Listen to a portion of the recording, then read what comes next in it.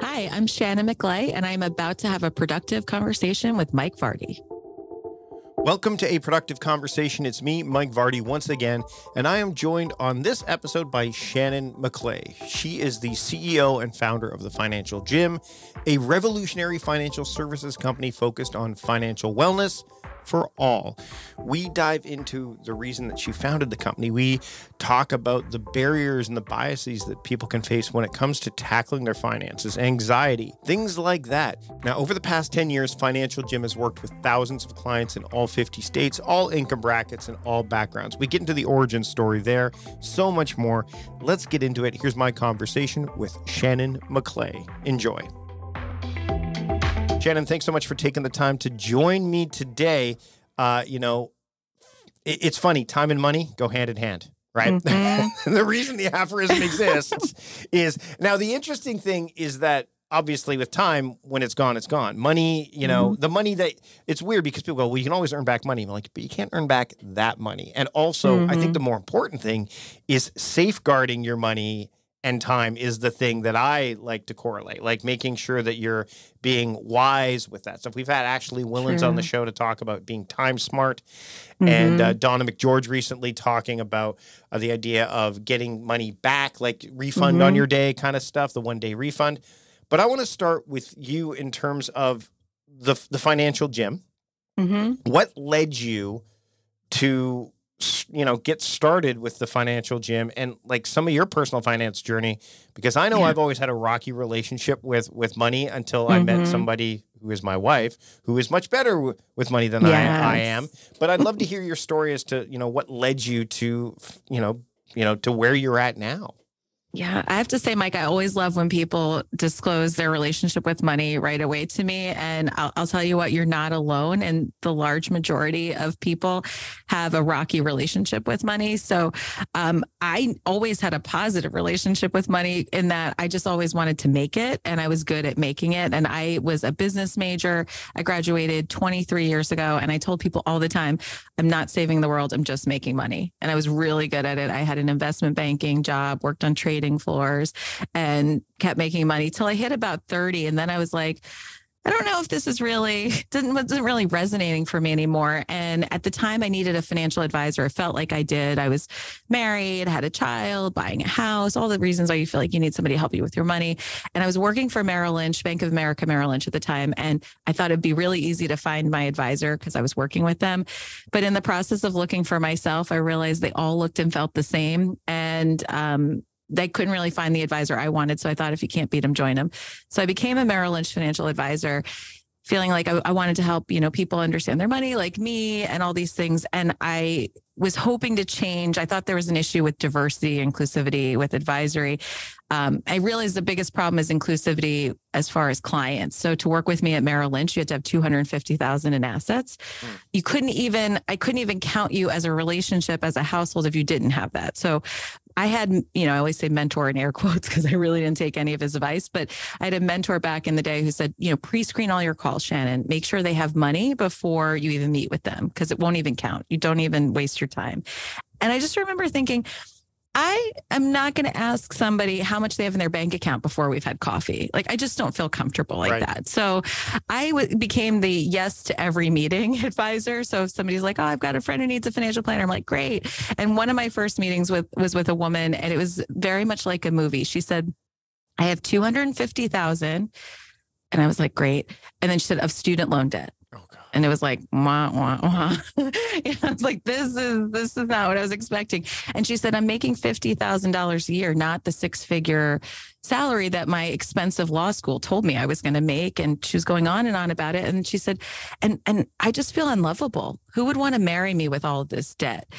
And it was a lot to unpack. And I thought, I can't help her at Merrill, but I want to help this person. So I just started creating these plans on the side and spent the next few months becoming the worst financial advisor ever, because I loved my pro bono clients, like the people with no money.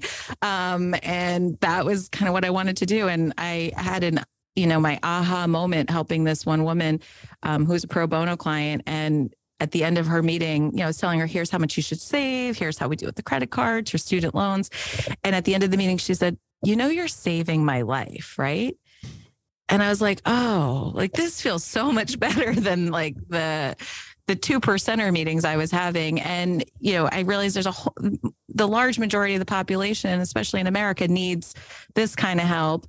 And every financial services company wants to help this very small population. And I was on a weight loss journey at the same time. And I just remember thinking there are so many places I could go to get physically healthy. Yeah. But if people want to get financially healthy, where do they go? Where do I send these people to that's going to treat them like valuable and like a human being, and where anybody could work out? And I thought you would go to a financial gym. So that was 10 years ago. This month I had that idea, and it's been a wild journey, filled with a lot of ups and downs. But at this point, we've worked with thousands, tens of thousands of clients across the country in all 50 states of all financial shapes and sizes, and learned a lot of lessons along the way. And so I love when people tell me their financial stories, because money is it is the ultimate taboo topic. And that's the biggest lesson I've learned. I always say we're more comfortable getting physically naked with somebody than financially naked. Mm-hmm. And we see that, you know, our clients coming to us, it's like worse than the dentist, you know, or the doctor, like when they're telling, you know, what their money is, because we can hide our money from other people. And so a lot of times we do, and that leads to feelings of fear and shame, and a lot of negative emotions happen. It was really interesting the way that you kind of approach this from the vantage point of, and it's so, from the vantage point of, I want to help the people who aren't getting the help that they need, mm-hmm. and can't necessarily, and the weird dichotomy of being able to afford help, right, to learn how to manage their money better, with the idea that it's the same thing that I get with time, where people say, I don't have time for that. I don't have time for that. Mm-hmm. Or I don't have the money. And it's like, there's a lot of help for the people who have a lot of money or have mm-hmm. a lot of agency over their time, but mm-hmm. very little for the people who fit, quote, in the middle, right? You know, where so what's been the most challenging thing for you working with, because it's got to be rewarding, but it also, there has to be challenges to know that, yes, you can train them. Yes, you've got your trainers, which we'll talk about, but mm-hmm. it's got to be a relationship. It can't just be like, we're going to hold your hand the whole way.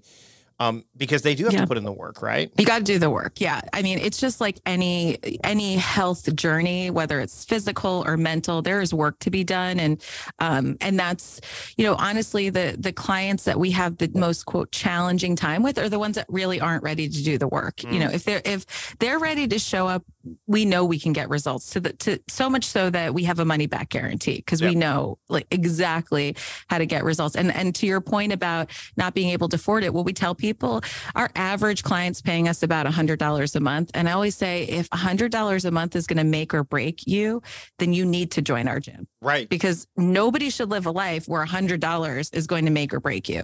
And I know it seems scary, but you know, we've seen the results. We have literally broken debt cycles for people. We have changed generations by working with families and teaching them and working on like skills that are going to help them specifically. So if clients show up, and we talk about this all the time, the trainers do, we'll have clients that might take a full year, right, to figure it out. Just like a weight loss journey, sometimes it's going to take some time to figure out what exercises work right for you, what's going to motivate you. And the trainer's trying to figure that out the whole time. And we've had clients go like a full year, and then finally it starts clicking. And then it just all starts compounding in a positive way for them. But it might take them a full year. And we always talk about internally at the gym, we're like, if they show up, they will get results.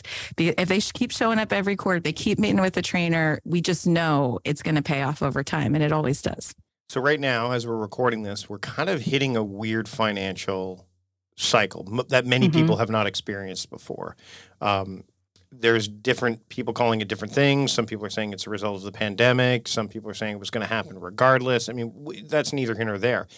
Somebody who is thinking about taking control of their financial situation and getting help, you know, and we're going to talk about the approach that the financial gym takes in a bit, because I do love the idea of tethering, the idea of fitness and money, finance, because frankly, fitness just doesn't encompass the body.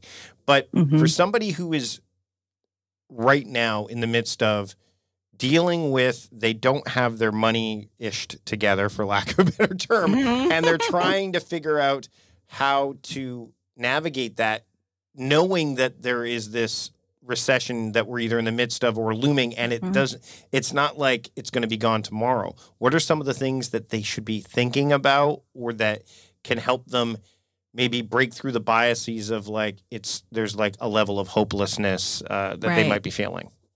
Right. So if somebody is out there feeling like it's hopeless, they're not alone. There was just a recent Financial Health Network survey that came out for 2022 results, and only 31% of Americans are considered financially healthy. And of that subset, only 23% of women are considered that. And of that, only 15% of Black people are considered financially healthy. So if you're feeling like you're not financially healthy, you're not alone, is the best thing I could tell you. If you're feeling like you're alone, you're not. So we always encourage people to talk about it, to open up about it, to have conversations about it, make it less taboo. But when it comes to your personal situation, there's very tactical things to do. And, one of the biggest things we hear at the gym all the time is, I don't know where my money's going. I don't know and which cracks me up all the time, because there's a million apps that could tell you exactly where your money's going. But we know money's very emotional for most people. I think it's something like 76% of people experience financial anxiety. So it doesn't even matter if you're doing well. We see clients that we would call financially healthy who get anxious around their money as well. So, So I think the biggest thing that we tell people is, there's a reason why they're not financially healthy. And one of the biggest reasons is they're scared to get in the weeds and get in the numbers and look at the things, because it's anxiety inducing. And usually things that are anxiety inducing, we don't want to do. No, it's like the fear, right? Like, I mean, it's worse than I think it is, or, and I can attest to that. Like, I mean, we've had Jesse Meekum on the show before to talk about, the idea of you need a budget, which I think is a phenomenal way that's an example of a method and app. But I mean, it was one of those things where I had to look at it. Now, what's fascinating is I feel like I've gotten better at it to the point where money is aging, and I'm like, oh, this is kind of nice, but we're not in a debt-free scenario yet, but we're able to plunk a lot more. So once it's really challenging if you don't know to deal with it. And in order to know, you have to get, like you said, you have to get in the weeds. You have to face the fear. Yeah, you have to get in there. And the thing I tell people who are about to go embark on that journey, I said, look, this is the best thing I can tell you, and it's 1,000% true. Everything you do financially is fixable. Every single thing. We are not talking about life or death. Like, there are certain fears that could have a very horrible effect on you. This is not. So everything you do financially is fixable. We've coached people who've come out of bankruptcies. We've coached them into the bankruptcy so they could get out of it. We've seen people with credit scores in the 400 and 500 range get to the 700, 800 range. I say it's just a matter. It's everything's fixable. It's the amount of fixing we have to do, but everything is fixable. And so the first step, though, is getting involved, and it takes work. Sometimes we have people join our gym and at the same time realize they might need therapy, because it brings up traumas or experiences. And most people, when they start to tell us about their money story, it usually goes back to childhood. It usually goes back to something that was happening in their home. And typically it was their parents fighting over money, or one of their parents. And they could see it and feel it, and they were experiencing it. And, that was what they were seeing. But our most financially healthy clients were actually hearing about money in their home in a positive way growing up. So even if they didn't take their parents' advice, they were hearing their parents talk about the importance of saving and knowing how to spend your money and asking for what you're worth and working hard and all these types of concepts. But it's not the majority of people.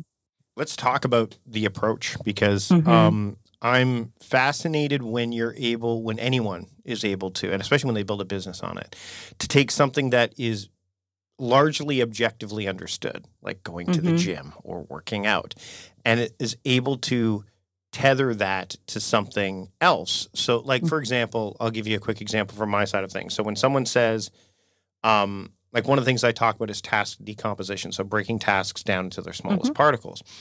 And often what they'll find is that there's projects hiding on their to-do list that are, actually, like, they're hiding as tasks. And so you break them down, and then the biases of, like, oh my gosh, I have way more things to do than I thought. No, you can just see them now. Like, getting in the weeds. But I'll use common examples like, okay, tell me how to do laundry.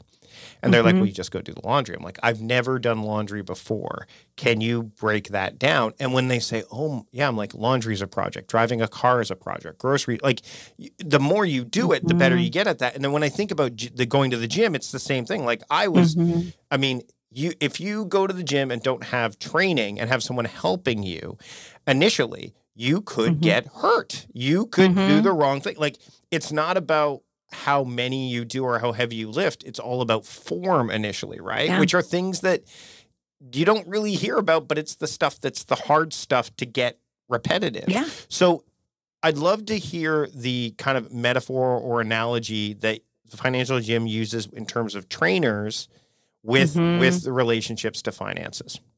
Yeah. So I joke that, or my team jokes that my love language is analogies because we're chock full of them at the gym. But I saw very similar situations happening again while I was on this weight loss journey and helping clients financially. And I would see that when I was at Merrill Lynch, I would give my clients to-do lists and ask them, what they were going to do. And then we'd meet every quarter and they didn't do it. And then they would get mad at me if the market wasn't performing well. And I was like, well, I have zero control over the markets and so do you, but you have control over your tasks, like going back to the things that I asked you to do, like saving. And so I realized when I was at Merrill, I was like, I got to be able to see what's happening. And so part of the secret sauce of our training is that we see exactly how our clients are spending their money. And a lot of times that feels anxiety inducing. It's like, oh, you're going to see all my things. And I'm nervous about that, but we're not looking at your transactions. We're not watching it in a state of judgment. We're trying to figure out how we can help align your spending or your patterns, your behaviors with your goals and where you want to go. Because we start our relationship, a trainer-client relationship starts with our first session we call your financially naked session, which is tongue in cheek, but we are saying that because we are identifying and knowing the fact that we're going to ask you a lot of things about your financial picture, and it is going to feel emotionally like you're stripping naked, but we're going to be fully clothed. Right. But we want you to feel comfortable with everything you're about to tell us, all of what's in the bank account, how much credit card debt you have, student loans, all the things you've done. We want you to feel comfortable because we don't care what you look like when you're financially naked. We don't care. Because again, it's fixable, it's changeable. We just care about where you want to go. Right. And it doesn't matter where you start. We just care about where you want to go. So when we're asking all those questions, it's just to understand where you are. And then we start asking the questions about where you want to go. If money wasn't a factor, if you weren't living paycheck to paycheck, if things could be different, what are those destinations on your road trip, your goals? And most people are driving around without goals or destinations because they feel lost. They feel like they can't make these decisions, or they've made some big decisions in the past and now they feel stuck in them. And so we're helping identify that. And then we can, put the roadmap in place. And we use a lot of fitness analogies because most people tell us, I don't understand money, but most people understand a fitness journey. And so one of my first clients, she said, look, I don't understand money, but I've run a marathon.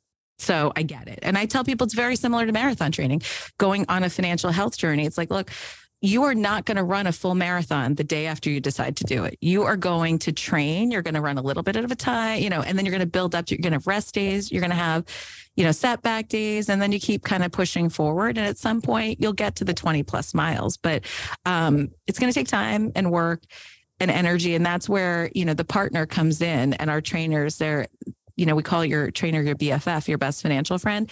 And sometimes the key to getting somebody over those hurdles and still progressing is just that positive reinforcement, the reminder that they've progressed. And sometimes they don't see it. Sometimes they don't have a big win that quarter because they didn't hit their financial goals that we set for them. But we're like, look what you didn't do. Like you didn't go back into credit card debt, or you didn't do this, or you did this. And then they're like, oh yeah, I didn't really because we look at the negative. Our worst graders. We look at it's kind of like, you've heard that statement, like, show me your bank statement or show me your credit card statement and I'll show you what you value.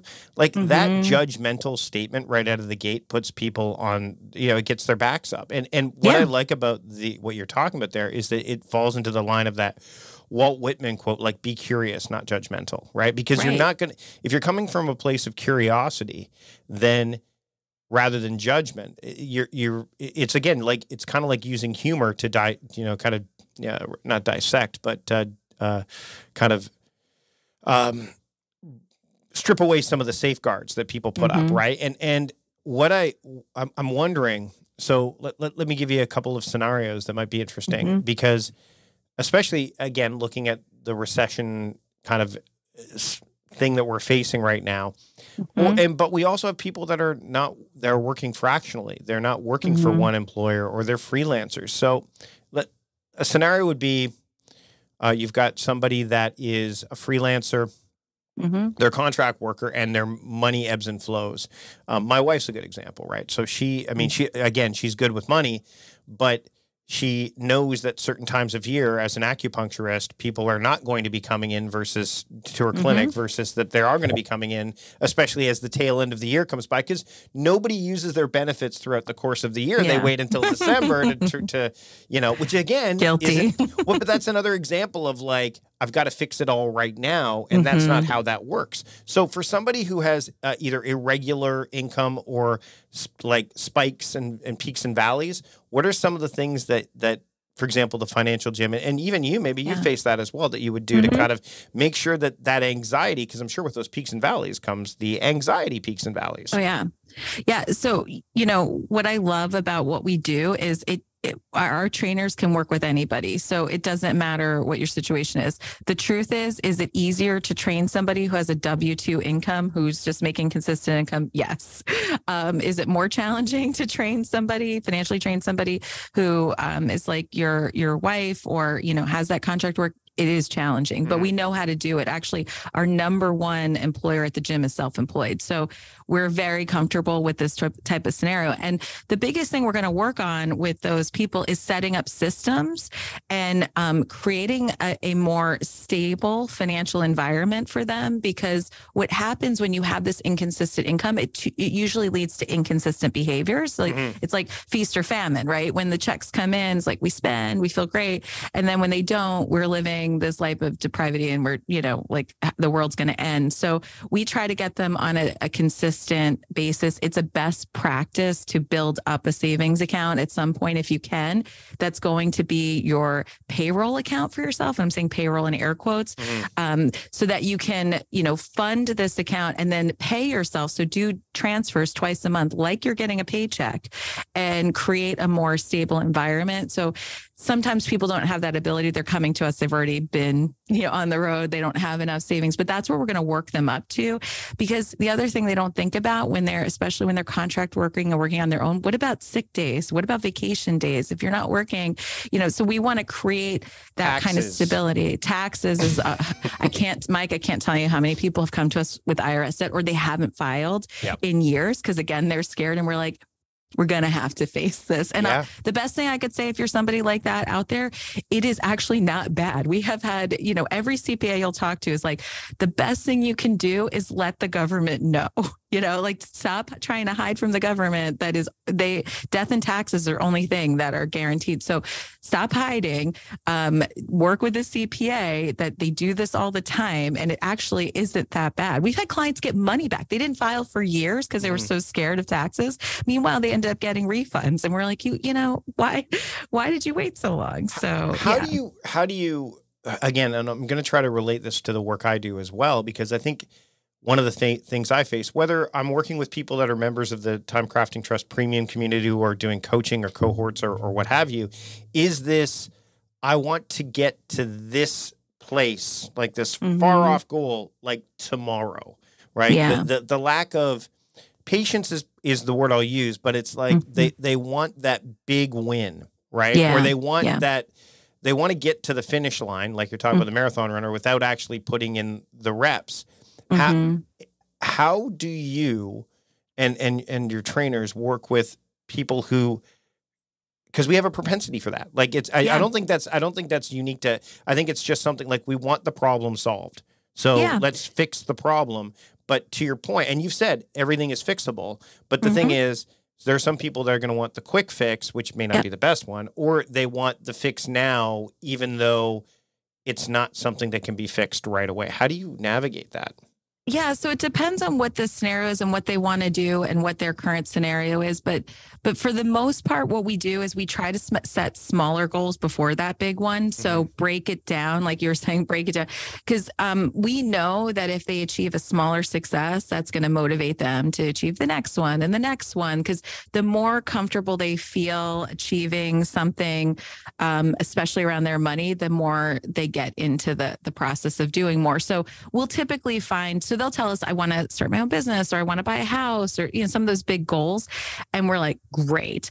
But then we also get smaller goals that we'll have them focus on first. So maybe I want to save for a fur baby, or I want to get a tattoo, or I want to travel to Spain. Maybe it's like a $2,000 to $3,000 goal, or I want to pay off this credit card. And we try to help prioritize the smaller things. And it's intentional, because we're like, we know if we can get them to do this thing, then we keep building to the bigger thing. So we do try to build in a way for them to feel success sooner than later. Even though we might not achieve the big thing, we can achieve something else. But honestly, we had, especially in 2020, when interest rates dropped, we had a lot of clients who had home buying goals, but they weren't quite there with down payments and things like that. And we were like, let's make it happen. There's also a way that we can find a way for that big goal to happen sooner than later too, so there's different programs that they could have where you could do less than 20% down, or we can find a way to make it work.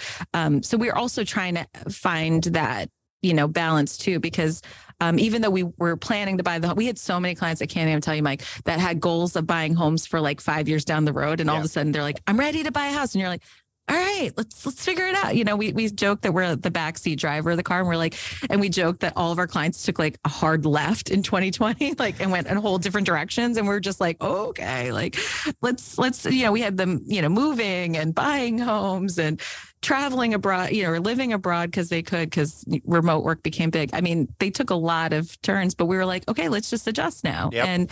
And we can.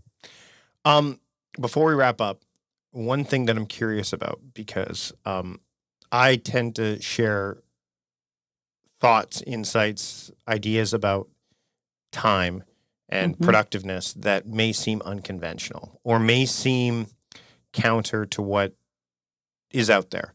I do the same about money. I was going to say, what's, but that's the thing is what's a convention that you feel gets so much play or press that you feel like you have to be like the prophet for the thing that is, you have to go, wait, I'm for example, Inbox Zero. I hate Inbox Zero. I think it's like a terrible idea, but I know why it exists. It's because it's a way to quantify progress, even though it may not be the right progress, but because it's easily quantifiable and objective, people have this understanding of it. Oh, I got my email down to 0 today. Great. That must mean you were productive. No, it doesn't necessarily mean that. Plus, the term Inbox Zero, as people who've listened to the show for a while know, that's not what Merlin Mann meant when he said Inbox Zero. Not at all. But it's been corrupted. And now if you were to try to tell somebody that, they'd be like, well, no, but I read this place and this. So that's my question for you is, what's something that you're like, hold up, that is counterproductive, that is bad advice, and we need to put the brakes on that? There's actually two areas. So one is maxing out your retirement account and saving for retirement. And we'll tell people, we'll coach them out of contributing to retirement accounts. And people are like, what? You're throwing money away. And this is free money from companies and what have you. But if you think about, we tell our clients, your life journey is like a road trip across, let's just say it's across the US, and New York is starting out and California's retirement. Well, there's a lot of road trip between New York and California. And if you're putting all your money in California in retirement, and there's tax implications of getting it out and penalties of getting it in California, and you don't have enough gas to make it to Philadelphia, you're going to be in trouble. And so we see this happen frequently where people are over saving into their retirement accounts, but meanwhile, they've got credit card debt at 25% and their retirement's paying 7 or 8%. We're like, you're never going to get caught up here. So, like, let's look at your cash situation. Let's adjust your expenses, and we will turn back on the retirement at some point. But we want our clients saving their money in the way that they're going to be spending their money, which is emergency fund first. So we highly prioritize emergency fund because that's Philadelphia, right? We want to make sure we have gas for Philadelphia first. Then we think about middle life goals. So kids, home, what have you. I always say that's Disney World. That is the ultimate expensive off the beaten path direction to California. Yeah. So, which is great. I always say kids are great. I got one, but they're the death of net worth. So we got to have money and prepare for them. And then there's, retirement. And as you're building along the way, those funds will become your retirement funds, or will eventually start going into the retirement funds. It's funny. I've got clients who've been with me 6 and 7 years, and now we're really like ramping up the retirement savings. And they're like, this is weird. We haven't been doing this. I'm like, yeah, because you didn't have an emergency fund when we started. And it's very interesting because you bring that up. Like literally 2 months ago, as of this recording, our hot water tank, which is also our gas, like it's a tankless hot, just went. That was $8,000. Yeah. Like, and if we didn't have a handle on our finances, we wouldn't have had the money to pay for it. We had that was a lot of money in an emergency fund that we had to, and it's gone. By the way, now we're rebuilding. The thing is that it's gone, and we're rebuilding the emergency fund again. Yeah. And we're now dealing with because you can get energy grants and all that stuff. So now we're getting it now that the work's done. But if you are in a position where you can't do that and you've got to put it on a credit card, or you or borrow money or do something like that, or remortgage, which is getting even more challenging because of interest rates, not just in the US, but in Canada too. Our mind, our attention, and I think this is a huge thing, our attention went from, okay, we had to use this for we had the money, so we paid for it. Now let's focus our attention on getting whatever rebates we can, and also rebuilding the fund. And that was all we worried about. We didn't worry about anything else because we saved like an X amount of dollars every month over an extended period of time. So the pain wasn't the bill was a pain. Yeah. But we weren't like, where are we going to get that money? But it wasn't traumatizing. No, it wasn't. Yeah. It was a pain in the ass, no question. But it was not traumatizing. And the fact of the matter is it was like, it's not like we couldn't get it. Like we had to heat our house and heat hot water. Like it's not, and those are the things you don't anticipate. I mean, a car breaking down, that's a different kind of emergency because you could technically go without a car. You could, if you had to, at least we could. But that, no chance. So emergency isn't about like, well, what if my car breaks down? Oh, I can get by. No. There's going to be something. There's going to be something. I always tell people the $1,000 emergency or $1,000 surprise should never be surprising. The only surprise is what type of surprise is it? Do you need 4 new tires? Did your kid get sick? Did you lose your hot water here? There is always, I've been doing this long enough. I had a client who was 24 had an infection in her eye and have to go on short-term disability because she couldn't see. I mean, things you just can't plan for. So yes, we are obsessive. We are cult-like about emergency funds at the gym because we see the importance of it. The other thing is paying off student loans and being hyper focused on paying off student loans. That's another thing that we see out there. Kids are 67% of the population is graduating with student loan debt. So we understand that you feel like that. But we always tell people that's like, used to be going to college was like buying a car. Now it's like buying a house, and nobody would pay off a house very quickly. It's going to take time to pay off the house. Yeah. And there's other goals you're going to have. And we always tell clients, like, you also need cash. There's other life goals. You don't want to be living to pay off debt, because let me tell you what, that's going to get you fatigued as well. And then what happens is 2020 hits, and now student loans have been paused, federal student loans in the US. And I'm like, this is exactly what we're talking about. We told them because, we had clients who've paid off student loans, and they're like, well, there's $20,000 in cash that could have been in the bank instead, and they could have been building on that instead. So, we just want a balanced approach. We're big on saving and debt repayment because student loan, I mean, at least in Canada, the interest rate on a student loan is so much lower than on a credit card. Exactly. Right? Exactly. There's that. Plus there's all different, especially if they're federal loans, there's all different forgiveness programs. If you become disabled, if you don't, there's so many different repayment solutions. And I always tell people, if you're going to be on this debt repayment journey that's going to be 10 or 20 years, a lot can happen in 10 or 20 years. A lot of surprises in life can happen over that period of time. And the best thing you're going to need to handle those surprises is cash in the bank, not, necessarily less debt. Like, again, we will pay off the debt. We need to pay off the debt, but let's prioritize it differently. Well, you have to have cash flow. If you don't have cash flow, then you can't. And I mean, it doesn't matter how big or small the cash flow is initially. It's fast. And here's the thing: if you pay attention to this sort of stuff, it doesn't. You get better at it. Now, what I love about what you're offering, with the financial gym, is that not only are you pay attention to it, but you have somebody else that knows a whole heck of a lot that draws your attention to it. Yeah. And it's the same kind of thing I do with my work. It's like, why? I'm like, productivity is not about getting faster, getting better. Those are byproducts. Productivity is about, what do you want to do or need to do? How are you going to pay attention to it? That link is the most important thing first. Then you get faster. Then you get better, which, I mean, as we were kind of preparing for this, I'm like, that's exactly what you do. It's like, here's where we're at. What do you need? What do you want? Okay. Here's how we pay attention to it. Here's how we pay attention. This is when we pay attention to it. And that's the thing that can be managed. Intentions and attention can be managed, because those are things that we actually have agency over, provided that we decide to claim agency over. Now, we live in a world where everything is trying to get our attention. And I think that that's where time and money really get in trouble. So before we wrap up, if somebody is looking to pay more attention to this right out of the gate, before they start working with you, and we'll share that as we wrap up, what's one step they can take right now to get better at paying attention to this sort of thing so that they can put themselves in a better state? The easiest first step is tracking your expenses, knowing where your money's going.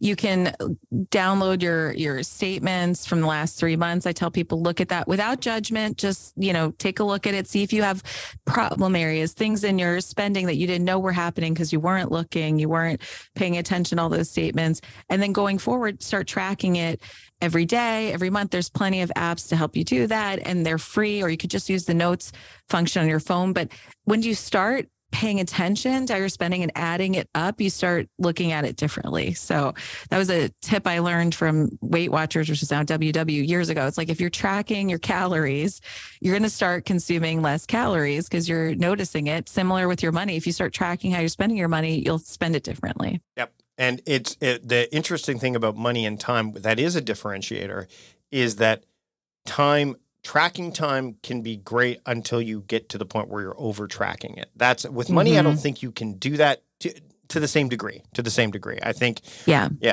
So that's something that we've done, and it's become habitual, and we're seeing the quantity go up, right? Which allows us to make better quality choices as a result, right? Which I think is the best part about having greater financial agency and literacy. Shannon, this has been fantastic. Where can people learn more about you? I know you've got the podcast, and keep up with the work you're doing, and also learn more about the Financial Gym. Yeah, if they want to hear more and learn more about the Financial Gym, financialgym.com is our website. We're on most social channels at The Financial Gym. I have a podcast called Martinis in Your Money, Living a Better Life, One Cocktail at a Time. And I'm at the Shannon McClay, I believe, on Instagram is where you can find me. Shannon, thanks so much for having a productive conversation with me today. Thanks, Mike. Thanks to Shannon for joining me on the program. You can check out all the links that were relevant to our conversation at productivityist.com/podcast 476. And if you want to support the show, there's two things you can do. Number one, you can subscribe to the show. That way you don't miss a single episode of what's to come and can easily search through the archives. So whether you're listening to this on Apple Podcasts, Spotify, Google Podcasts, Stitcher, wherever, subscribe to the show right now. That way you don't miss anything and can easily find all the things related to a productive conversation. The other way to support the show is to check out the sponsors that you heard during this episode, and you can do that at productivityist.com/podcast sponsors. There's a whole array of sponsors there. Check out what they have to offer. And if you do, let them know that we sent you. That's it for this episode. Thanks again for taking the time to join me. Until next time, I'm Mike Vardy, the host of A Productive Conversation, reminding you to stop doing productive and start being productive. See you later.